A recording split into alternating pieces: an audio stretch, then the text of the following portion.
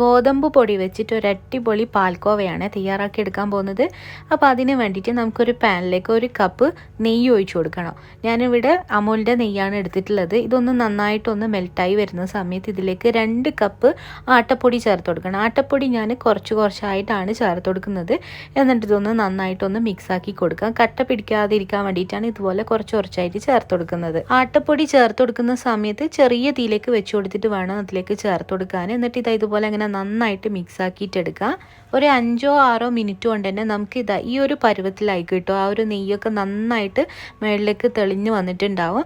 ഈ ഒരു സമയത്ത് ഒന്നും കൂടെ നന്നായിട്ട് മിക്സ് ആക്കി കൊടുക്കുക. എന്നിട്ട് ഫ്ലെയിം ഓഫ് ചെയ്തിട്ട് നമുക്ക് ചെറിയ ചൂടിൽ തന്നെ ഒരു പാത്രത്തിലേക്ക് മാറ്റി കൊടുക്കാം. അപ്പോൾ ഈ ഒരു പാത്രത്തിലേക്ക് മാറ്റി കൊടുത്തതിന് ശേഷം നമുക്കിതിലേക്ക് ഒരു 1/4 ടീസ്പൂൺ ഏലക്കാപ്പൊടി ചേർത്ത് കൊടുക്കാം. അതുപോലെ തന്നെ പഞ്ചസാര ചേർത്ത് കൊടുക്കണം. അപ്പോൾ ഞാനിവിടെ പഞ്ചസാര പൊടിച്ചാണ് ചേർത്ത് കൊടുക്കുന്നത്.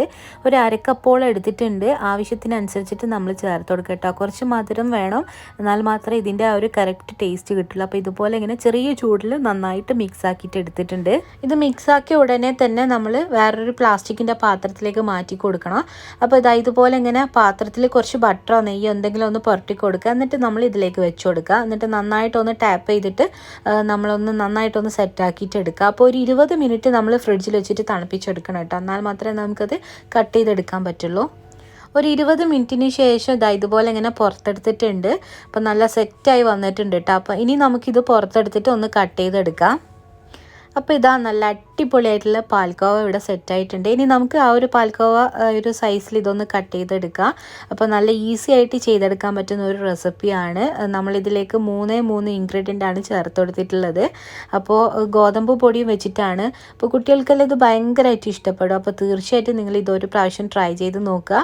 അപ്പോൾ ഈ റെസിപ്പി നിങ്ങൾക്ക് ഇഷ്ടമായിട്ടുണ്ടെങ്കിൽ ലൈക്ക് ചെയ്യാനും ഷെയർ ചെയ്യാനൊന്നും മറക്കരുത്. തീർച്ചയായിട്ടും ഇതുപോലത്തെ നല്ല റെസിപ്പികളുമായിട്ട് വീണ്ടും കാണാം. താങ്ക്